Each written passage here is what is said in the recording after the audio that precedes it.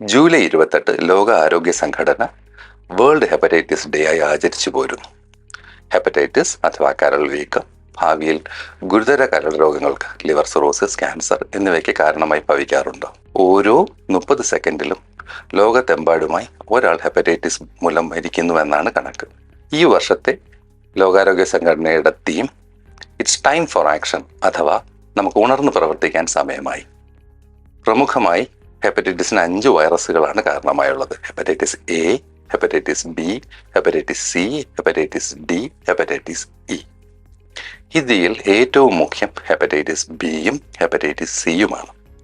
ഇവ മൂലം ഒരു വർഷം ലോകത്ത് 15 ലക്ഷത്തോളം ആൾക്കാർ മരണപ്പെടുകയും 25 ലക്ഷത്തോളം ആൾക്കാർ രോഗത്തിന് അടിമപ്പെടുകയും ചെയ്യുന്നു എന്നാണ് കണക്ക്. ഹെപ്പറ്റൈറ്റിസ് ബിക്ക് നമുക്ക് ഫലപ്രദമായൊരു വാക്സിൻ ഉണ്ട്.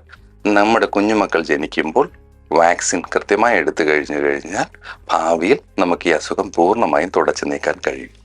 ഹെപ്പറ്റൈറ്റിസ് സിക്ക് ഇന്ന് ഫലപ്രദമായ ഒരു വാക്സിൻ ലഭ്യമല്ല.